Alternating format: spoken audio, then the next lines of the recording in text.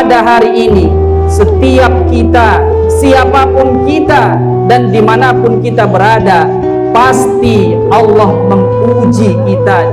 Kamu pasti akan diuji dengan sesuatu hal, dari ketakutan, kelaparan, kekurangan harta, kekurangan buah-buahan. Bagaimana kita menyikapi ujian dan cobaan itu? Belajar dari kisah perjalanan Rasulullah Sallallahu Alaihi Wasallam dan Nabi Ibrahim Alaihissalam. Satu-satunya senjata yang harus kita miliki adalah menjadi orang-orang yang terus bersabar. Ada yang Allah uji karena kekurangan harta, atau ada yang Allah uji ada hartanya tapi belum Allah berikan keturunan. Tapi ada Allah uji mereka yang sudah mendapatkan keturunan tapi belum memiliki harta yang banyak. La yukallifullahu nafsan illa usaha, laha ma kasabat wa 'alaiha maktasabat. Kata Allah Subhanahu wa taala, ujian itu pasti akan datang pada kamu setiap manusia, dan ujian itu tidak diberikan kepada manusia yang tidak sanggup untuk memikulnya. Setiap kegiatan, perbuatan kecil maupun besar itu tidak akan pernah luput dari yang namanya nikmat Allah Subhanahu wa taala.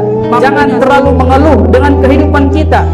Kita memiliki rumah yang sederhana, tapi ketika kita keluar rumah masih ada mereka yang mengontrak rumah, maka kesyukuran itu akan timbul kepada kita.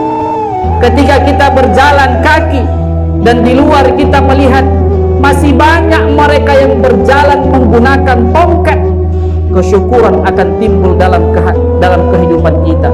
Ketika kita saat ini sehat, kemudian kita datang ke rumah sakit, ada ratusan bahkan ribuan mereka yang sakit, maka dengan itu kesyukuran kita akan timbul dalam kehidupan kita, sehingga kita menjadi hamba-hamba Allah yang bersyukur. Kata Allah, bisa berubah menjadi laknat kalau kita tak pandai mensyukurinya. Orang kaya bisa masuk surga karena hartanya.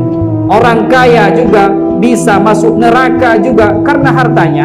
Apakah ia syukuri nikmat itu atau tidak? Pejabat, alim ulama bisa masuk surga karena jabatan dan ilmunya. Pejabat, para ustadz dan kiai juga bisa masuk neraka terlebih dahulu daripada penyembah berhala, juga karena ilmunya.